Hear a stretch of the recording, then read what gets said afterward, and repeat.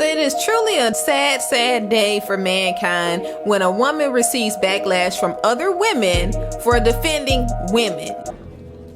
What did you say?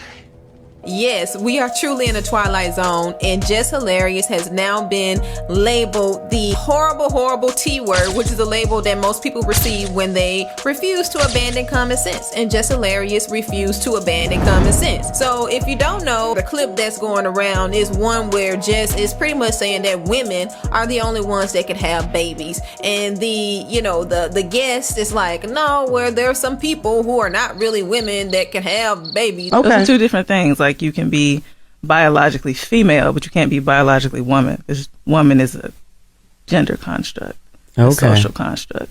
Okay. If you got a uterus, yeah, you can have a baby. Yes, that's the point. If you have a uterus, you can have a baby. Okay, cool. Yeah, we agree on that. What? Bro, what are you talking about, man? After the backlash of this initial interview, Jess Hilarious then goes, and it was a bit of a troll, okay, a bit of a trolling there, but she then goes and posts a picture of when she was pregnant with a caption that says, "My uterus is my superpower." That's what I'm talking about! So, listen. I'm not mad at this. You cannot open the doors to these conversations if you don't expect to receive the way people really think on the other side of it. I feel like nowadays when people have certain conversations, or when they want to spark up a conversation, they want to talk about certain things, they only want it to be a one-sided conversation. Meaning they really only want to tell you what they think, and they just want that to stand along. But no, in certain cases, in a lot of situations, especially when we get to talking about something such as this, which should be common sense, it should be common knowledge, but apparently it's not. But now, yeah, you are going to start to receive backlash from women who have actually had children, who have gone through the labor pains, and you're trying to get them to believe that everybody can have babies, when really it's just a play on words, because you're really saying that a person or a woman who has gone through the transgender phase, but she still has the biological, stampings of a woman, meaning her uterus.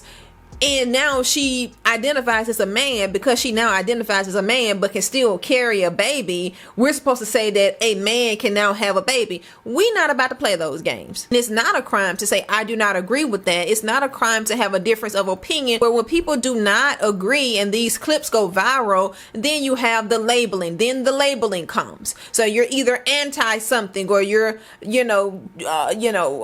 phobic something. Like you're always something simply because you either agree or disagree with a certain disposition. And I think the labelings of these words is really to keep people from speaking the truth. It's to back people in the corner so that they do not rock the boat and they just kind of go along to get along. Is gonna stand up for us. Who the fuck stands up for us? And us, I mean women, real women, biological women, women who were born with all the parts that you guys wish that you were. When does the delusion stop? What is the difference between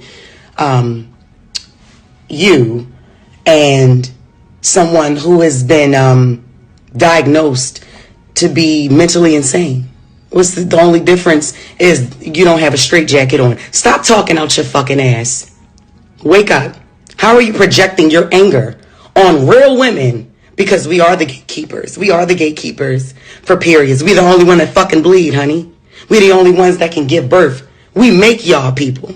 We make y'all. Y'all come from us. You can't be us. You will never. You're chasing something you'll never, ever get. You'll never be that. I think that people are at a phase where they're like, listen, enough is enough. And enough truly is enough. You can be a woman who want to identify as a man. No one is telling you that you cannot do that. It may not necessarily be something that a person wants to understand. They're not trying to understand your train of thought behind it. They don't care how you felt when you was a child. None of that matters. A person is not transphobic because they simply do not care to understand why you think the way you think. I think I should be a millionaire. That doesn't mean that millionaires should understand why I think that I should be a millionaire. You can identify or believe that you should be whatever you want to believe that you should be. That does not mean that the other person on the receiving end of that has to agree with that. So the fact that we have two black women sitting up having a debate on a really large platform, it says a lot.